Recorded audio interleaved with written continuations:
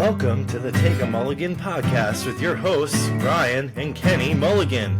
We hope to encourage you not to quit and keep going. If you're at that place where you just want to stop and give up, don't. Second chances can happen. Try again and take a mulligan. Hey, welcome to another episode of Take a Mulligan podcast. We're so glad you're with us.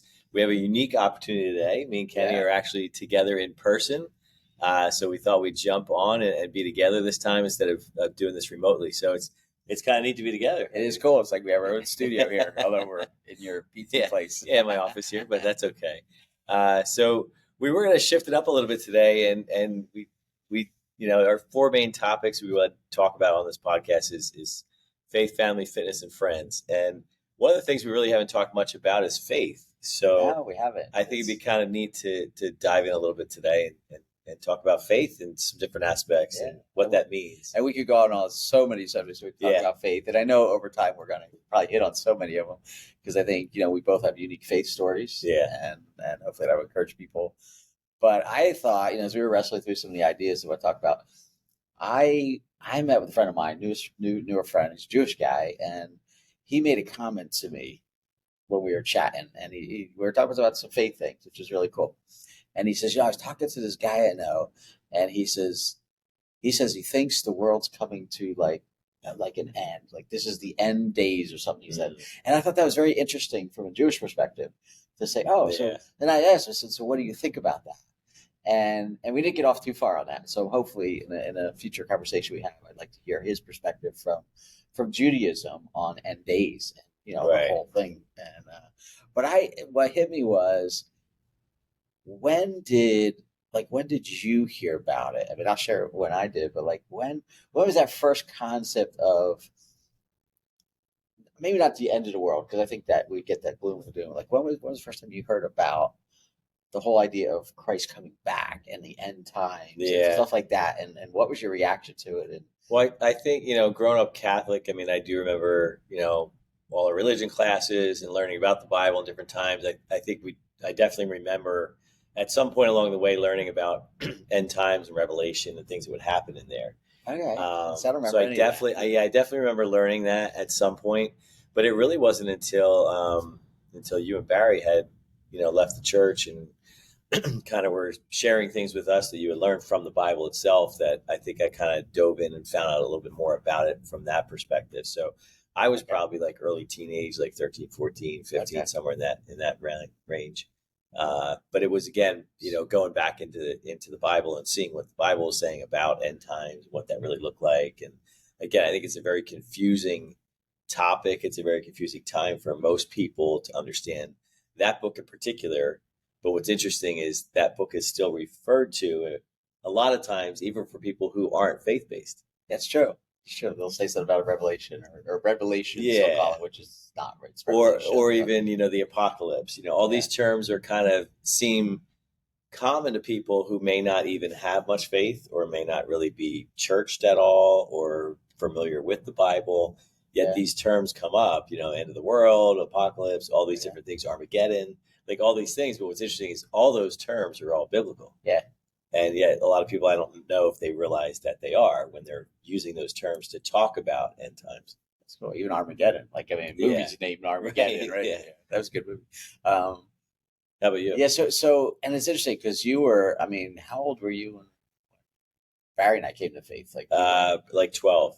Okay, so so you were young. So some of the stuff you might not have been getting from school, you might have been getting from us. Right, yeah. I think that's probably more the case. Because you were like, oh no, did you read this? So I guess as you remember more about some of your journey and some faith journey, part of my faith journey, other than I was struggling with, I wanted to be a priest, not be a priest, want to be a priest, that kind of thing, going through Catholic faith, and I remember specifically somebody gave me the book, The Late Great Planet Earth, and I was a sophomore in high school, because I remember sitting in the gym. Not in the gym, in the auditorium, because we would spend a lot of time in the auditorium with doing theater and stuff. I remember reading the book there. Like, they were practicing for the play, and I'm reading this book, The Late Great Planet Earth. And it changed me, because The Late Great Planet Earth, for some of you who don't know what that is a book written by Hal Lindsey back in the 70s. And what was the catalyst for that book was the rebirth of Israel.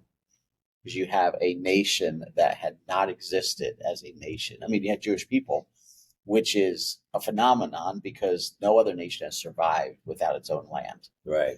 So they are the only people who have ever survived and still are people without a land for over almost 2,000 years, right? And so all of a sudden, Israel gets back their land coming out of World War II. And this is a big deal. Like, I mean, when you think about Bible and prophecy and all that kind of stuff, that's a big deal. So this whole book was written about, okay, if Israel's coming back together, God must be doing some things. And that's what the book talks about. I'd never heard this before.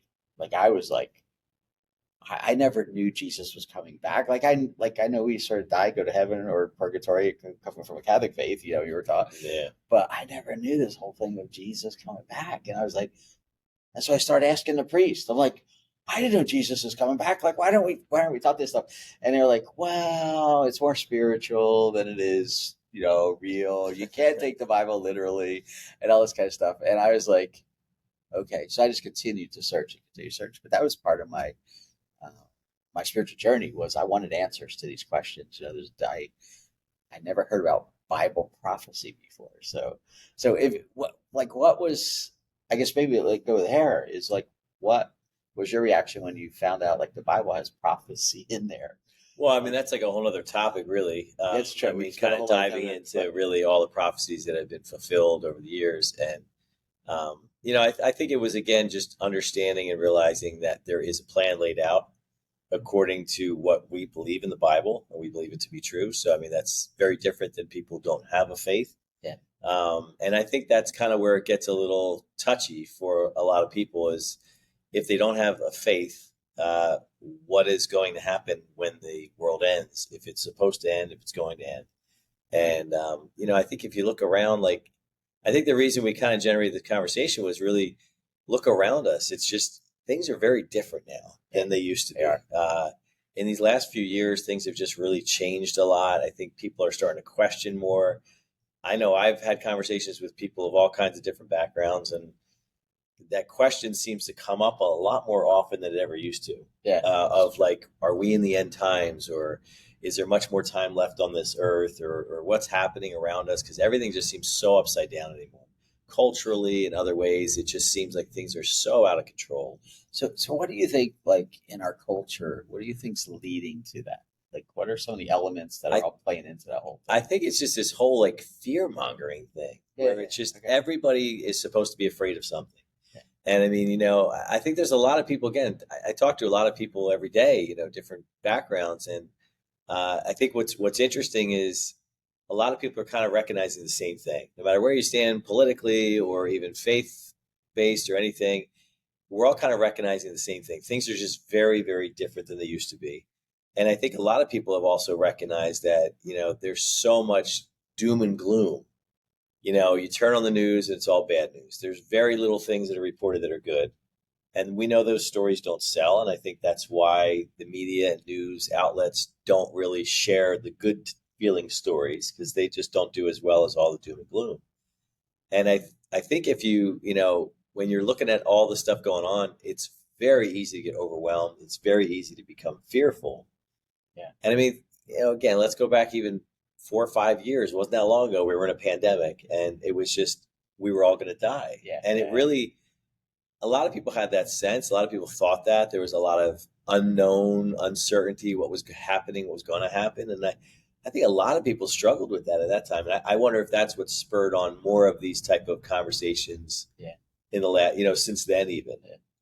5 years before that, probably not as much. I mean, there's still the doom and gloom. But, nowadays with different, weather events that happen, and hurricanes here and floods here and things that are happening around the world, it just seems like people are really wondering and asking, is there an end to this? Is this the end? If it's the end, then what happens? Yeah.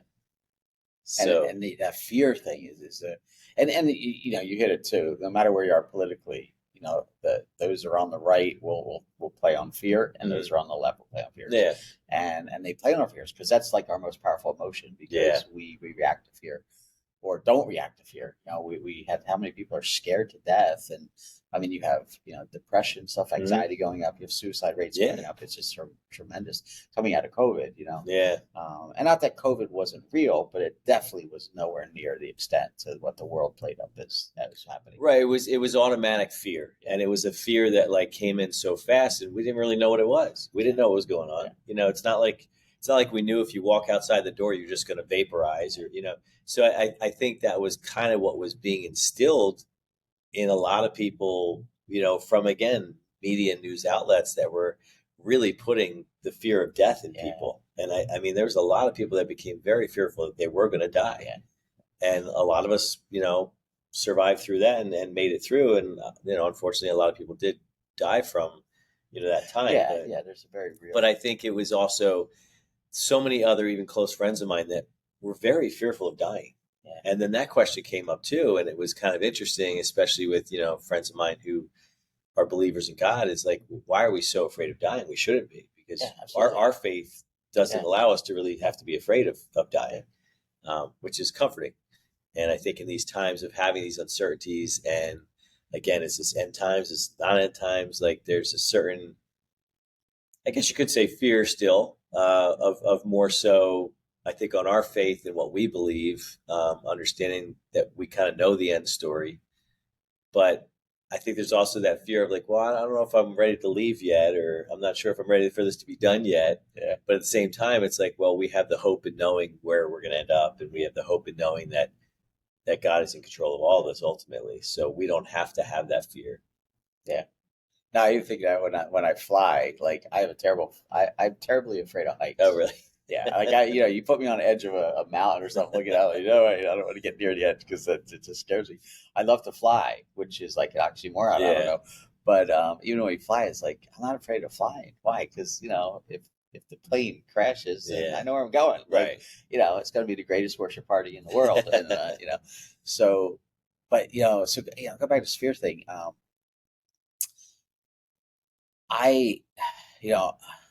Because I'm thinking back to some of the COVID fears, like it's amazing how different, like even different cultures in the United States played into this. Mm.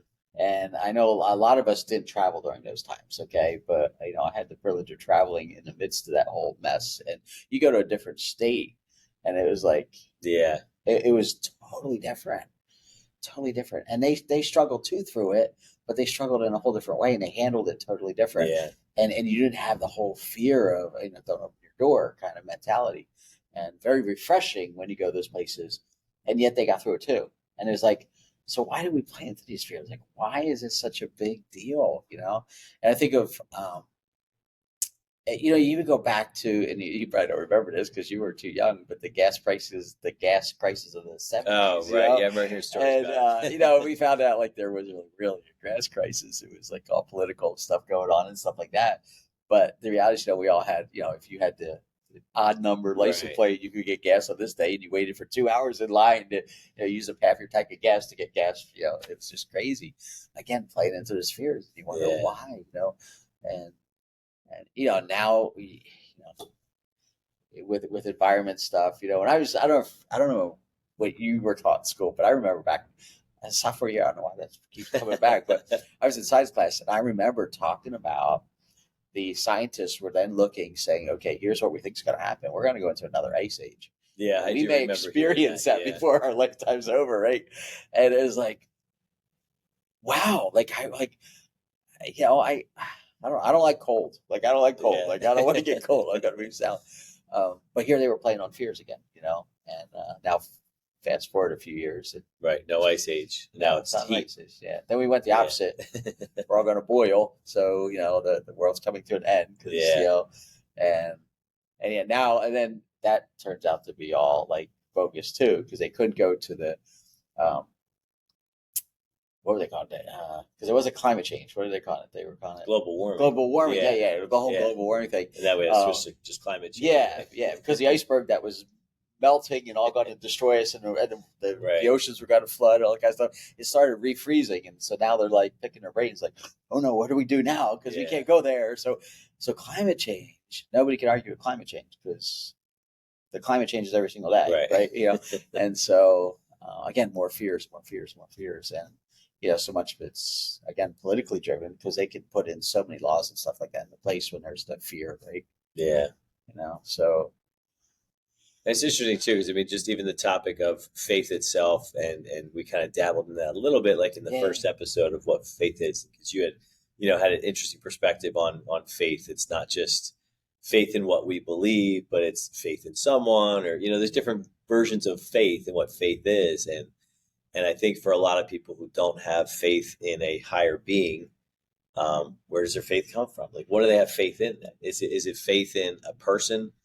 That they are really just faithful to a person, whether it's a spouse or a family member, and they consider that faith. I don't know. It's interesting to just kind of figure out like what isn't faith to somebody. And the more our faith is not secure, the more we will put our faith in the things that have even a little bit of ounce of security that we work, right? Yeah. Because when surveys are done and they say, do you trust your doctor? Do you trust your teacher? They're downplay, and they ask you, do you trust the government? The stats are so high that nobody trusts the government, right? Right. And the stats are so high nobody trusts the weathermen because they don't even know what's going to happen later in the day. And then do you trust the media? No. And yet most people get their information, like the media will come out with something like, oh, did you hear this? Like, you said you don't trust these guys. So why are you putting so much faith in that? Right. And the same thing with the government. Like, why are you putting your faith in this government that you say you don't trust anyway? There's this skepticism. And so it sort of leaves you like going back to that fear, right? We're fierce. We cling to something.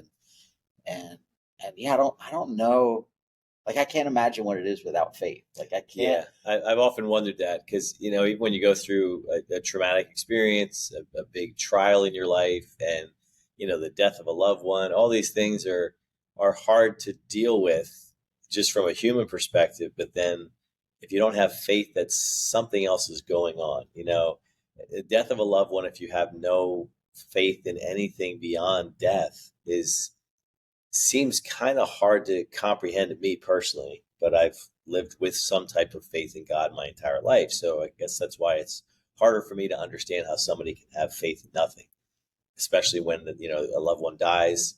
Where do they go? What happens to them? If there's really no understanding or faith that there is something beyond death, I think it's hard to conceptualize that. But then also, how do you get through that situation? Like, obviously family, friends are important to have around, but ultimately, if there's something bigger than that, that's in control of that as to why that happened, where is a faith in something to kind of get through that? I think is difficult. And yet that we put our faith in the wrong places. Like, we put it into the media or to government or something like that. And usually what happens when you do that, right? You're going to get disappointed every time.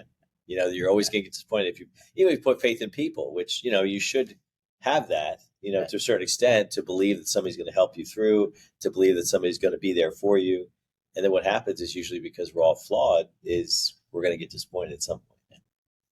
Yeah. Like, I think of, you brought up death. Like, I think of, when you go to a funeral where somebody, there is not a whole lot of faith background, or even if it's a very religious background, all of a sudden because we're not sure, because we don't have that hope or security, it gravitates back towards, well, everybody goes to heaven.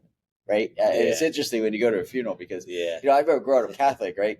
And we were taught purgatory, like this thing that honestly is nowhere in scripture at all. Like, it's just not there. Okay. You can't even sort of put it in there. Okay. And the Catholic Church actually in their doctrine will say it does not come from scripture. Like, there is no backing for that. Right. And yet when you go to a funeral within a Catholic environment, the whole idea that, well, you have to go to purgatory first is never brought up.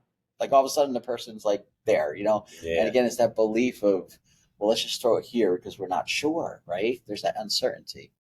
And that's hard, I think, when, and I think maybe that's going back to the fear thing. I think that's where a lot of people are right now. That's, I guess, my take on it, is we're not sure what's happening tomorrow. And so there's this fear. And so let me ask you, do you think like we're in the end times? Let's go back to that whole thing. Yeah, I think there's definitely a lot of evidence that points to it. I mean, I'm not one to really sit and say, well, I saw this happen, so this is lined up according to what I believe in the Bible, and that means this is going to happen next. I mean, I don't think we're there at that point yet. I mean, there's a lot of stuff that's in the, it's in Revelation that talks about end times, and there's a lot of things that seem like they're lining up to make sense. So I think we're definitely closer to the end times than we ever were before. I mean, just, even with different things happening in our country, I mean, culturally, things are just kind of really wacky right now. Let's talk about some of those. Like, let's just talk about some of the major things that are happening that maybe you and I understand from Scripture, that maybe somebody's listening saying, "Well, I don't. What does it mean by end times? What is it? What is this whole thing?" And so, I think from a world perspective, and the end means it's just going to end. We're all going to blow up or something like that. Or this, how many movies were made, with this big comet coming, it's going to crash into the over, and once in a while you hear those. You hear those in the media, like there's a comet, it's coming close, and we're not sure what it's going to do. And I don't like it. I don't lose any sleep over it. Okay. So it was interesting how those comic movies came out at the same time. It's like, do those writers all get together in a back room and say, "Okay, you create this one"? It was in the 80s. They all went it's crazy. So what are some major factors that you understand that we can help people understand too? I mean, I think if you look at the biggest thing right now, and again, it's a tough topic because this is one of those topics that people don't want to talk about. They don't want to talk about religion. They don't want to talk about faith. They get scared by it, I think, a lot of people, and it's an uncomfortable topic. We're always told, don't talk about politics, don't talk about religion. And yet those are probably the two topics we probably should talk more about to have better understanding on either side of where we are with people. I think trying to ask questions, I think, is a very good thing, and I think it's a healthy thing. And I think that's something we've kind of gotten away from in our culture a lot more lately, because it's almost like, well, I know that you're on that side. Now, I know that because you posted something. Well, you've never had a conversation with me, so you don't really know how I feel about this or that. Yeah. And I think when it comes to this, it's a great example of a topic of that is I've never had a conversation with somebody that often about end times or what I believe. Yeah. So people that I'm around, friends that I have that know I'm a Christian or know that I believe certain things, we've never had a discussion about end times. So, I mean, they may not really know what I think is supposed to happen based on the Bible. And the weird thing is, like, even within Christianity, there's a lot of different views of things that are going to happen. And I think it's healthy for us to have discussions because it hones our beliefs, and then we can always take it back. From a Christian perspective, we're always going back to Scripture. Yeah. We test things against Scripture because, again, go back to go back to faith, but there's a lot more faith because the evidence and all that when you come to Scriptures. But if you don't have a basis for what to base a faith on, then you're sort of just pulling from the air, right? Yeah. If you don't have a base for morality, then where does morality come from? Because apart from some kind of a basis, there is no morality. We can make up our own stuff, right? Where we come back from, Scripture. So I think it's great to have discussions even among, ourselves, to say, hey, so why do you believe that? Because I see this in Scripture. So I guess one of the things I come back to, and so some of you are listening, if you never read the Bible or, you're like, I don't even know what the Bible is. So the Bible is a collection of 66 books. So it's not one book. It's a collection of books. And I think one of the best books would be a New Testament book where Jesus was asked a question by his disciples, because he's talking about his death.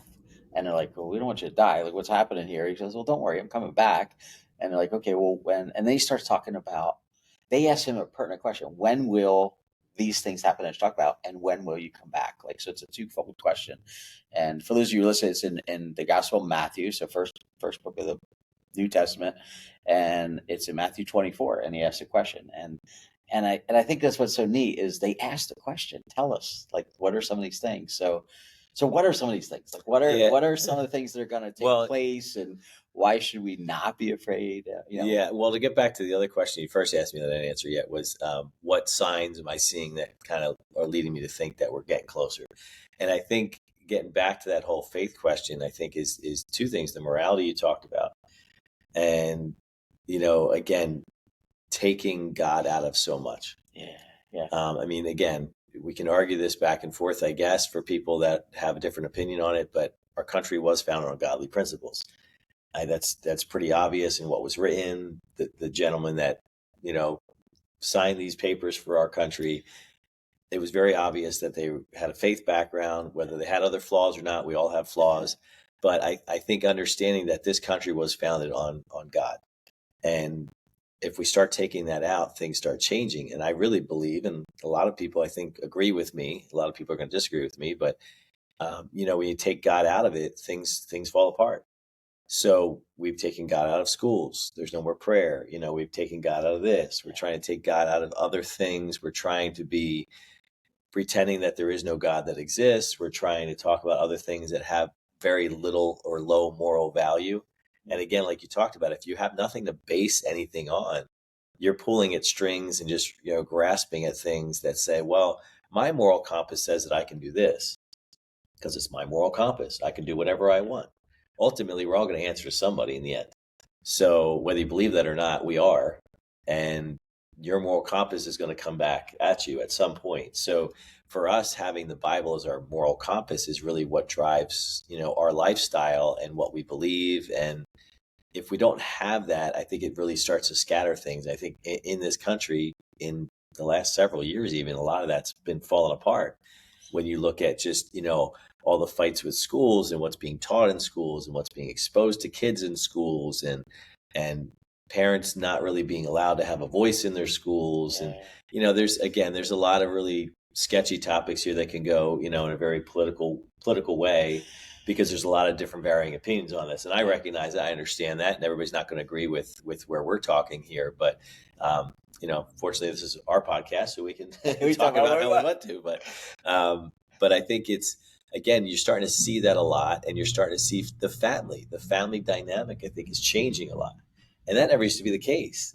I mean, the family dynamic was held as a standard of, mother and father and raising a family. And now you pull that apart, and I'm not sure if that's really been pulled apart because we took God out of other things as well, or where that really fell apart. But if the basis for the family comes from a Judeo-Christian worldview, then you just blow it apart. And the reality is, and we know this historically, this isn't like rocket science. Yeah. We know any culture, once you break down the family, the culture destroys. Yeah. Like, you just go back through history. Boom, boom, boom, boom, boom, boom. They all destroyed. So if you want to destroy culture, destroy the family, and it'll happen. It's interesting. I was listening to a podcast coming down here, and it was with two atheists.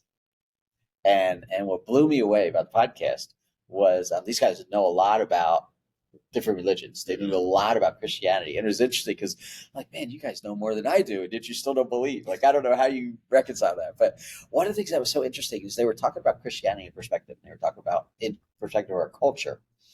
And they were saying there's a resurgence of Christianity, but not based on faith, but because, again, this is coming from two atheist perspective, but based on the fact that people are looking at our culture and saying,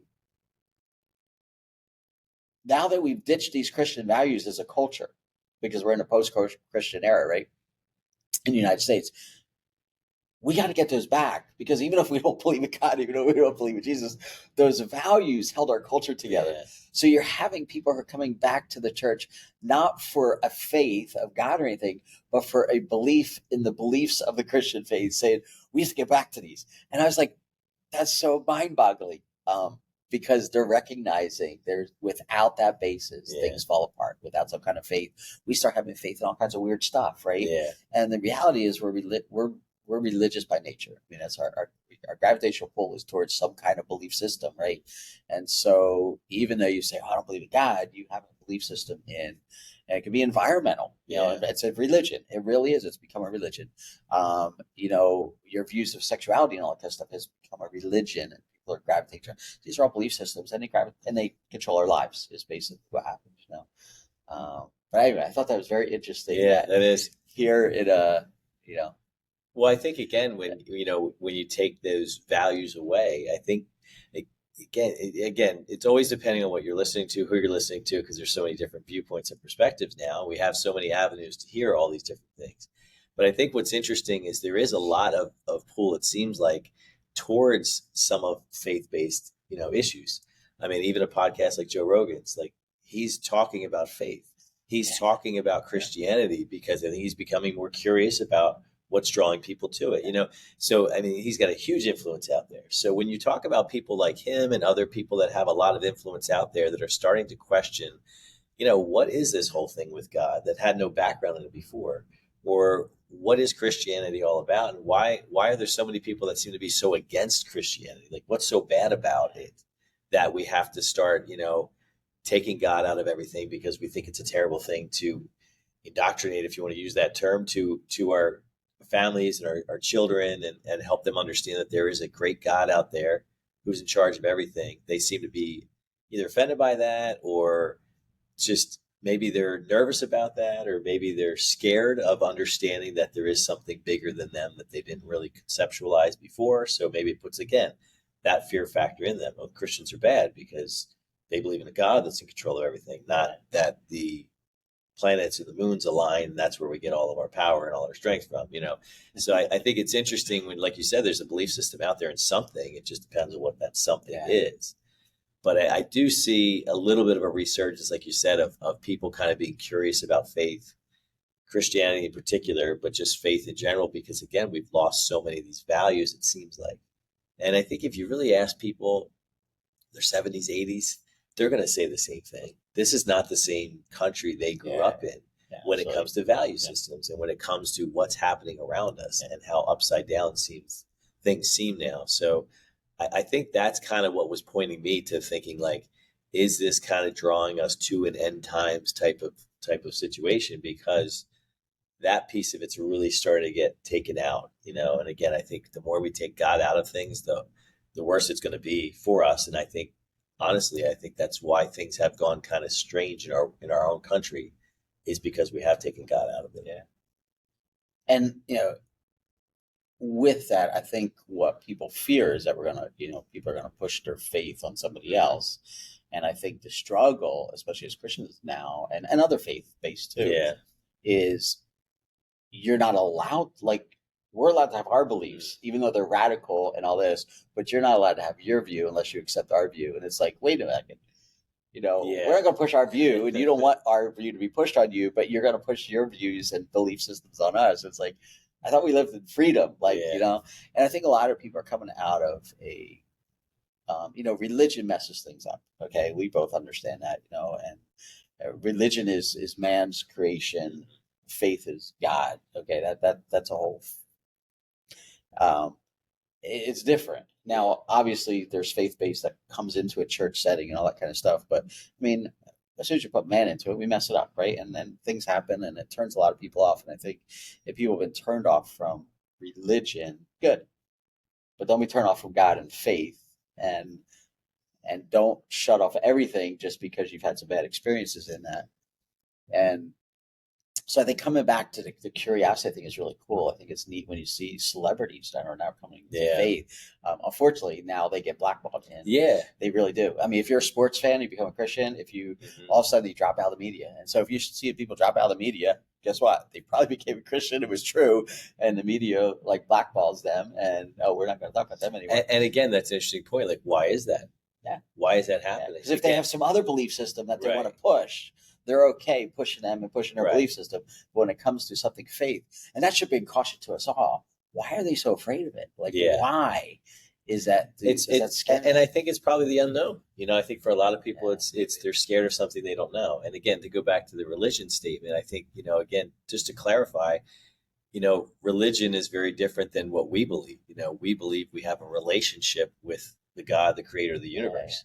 And that's the difference is our faith as a Christian is we have a relationship with God. We don't have a religion. We don't believe in a religion. We have a relationship. So that's really what defines it, I think, so much more.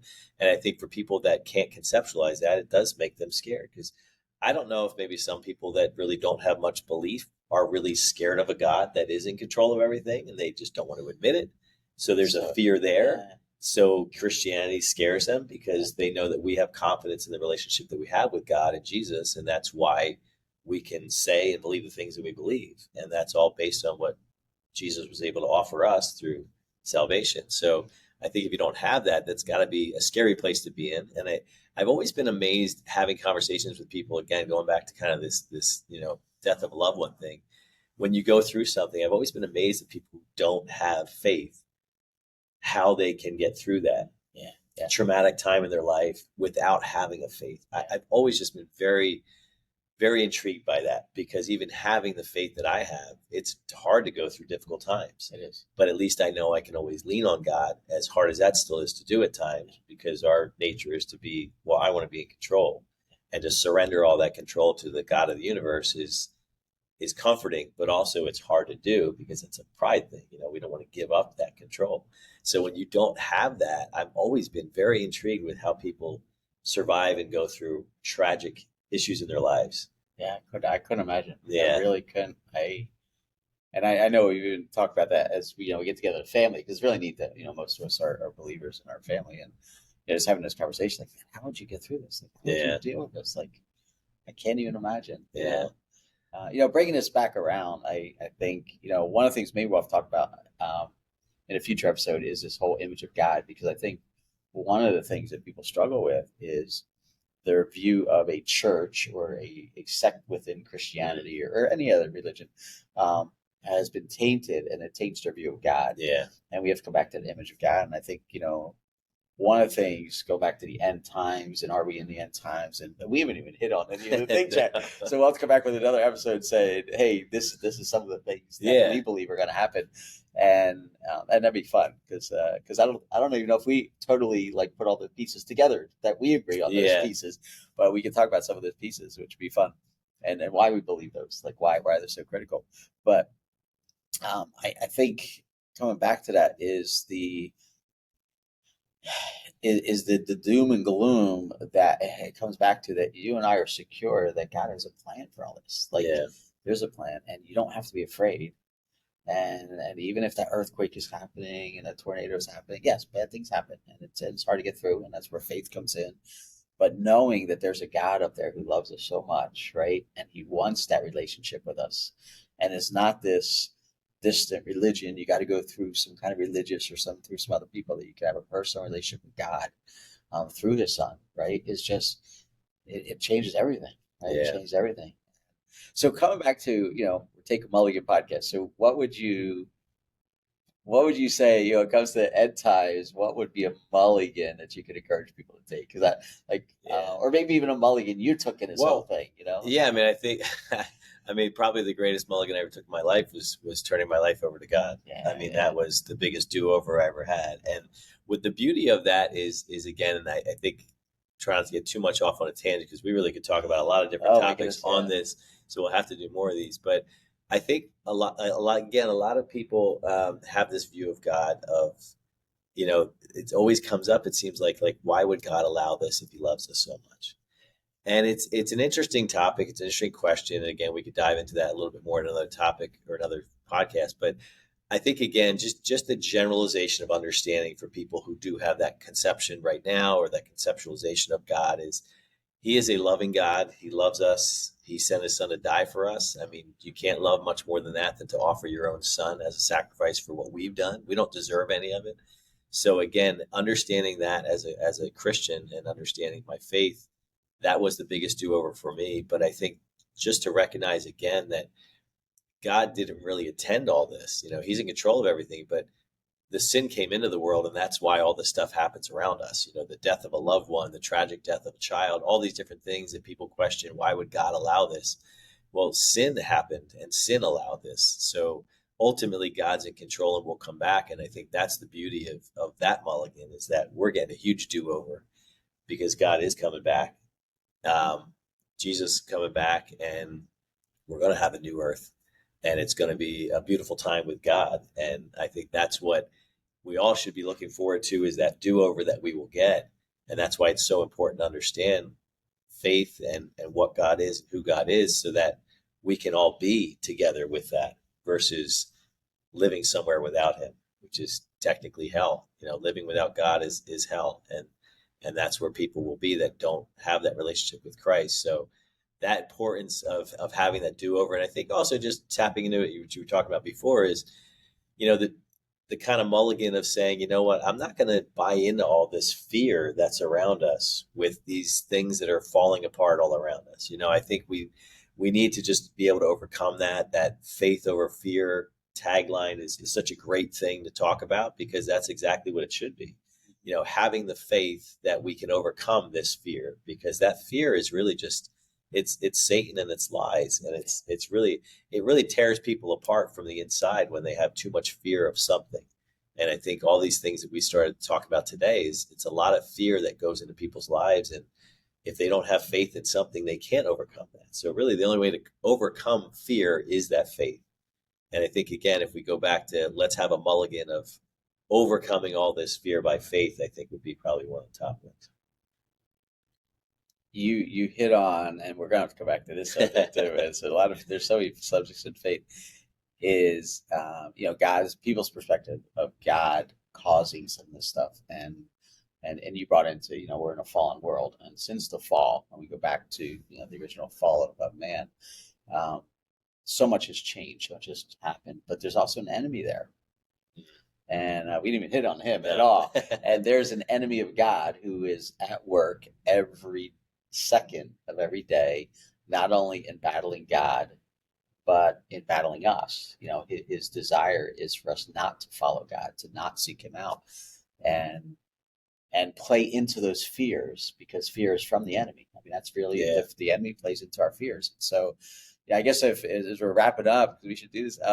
I would like to encourage people, when you're faced with those fears and you feel it, whether it's you're going through a sickness, whether it's a death in the family, whether it's just a struggle at work or a loss of job, or whatever those fears are, or some tragic has happened and you're like, oh my goodness, I feel like my world's ending, or I look at the world and what's going to happen, or there's riots in the streets, whatever's going on. And we want to lean into those fears, to just pause and take a mulligan and say, I'm not going to go into that. I am going to have faith that there is a loving God who is in control. And I will place my faith in that and in him, not in my fears of what's going on right now. So we're so glad you guys joined with us. This was fun doing in person. I hope this all came out okay as we did this. And hopefully we can do some more of these. Who knows, maybe in the future we'll have our own little studio. But it's been a lot of fun. So I hope it's encouraging to all of you. And we'll catch you next time. We know everyone can use a second chance or a do-over. So take a mulligan and try again. Thanks so much for joining with us today. Make sure you follow us on Spotify, Apple Podcast, and YouTube. Like, click, and subscribe.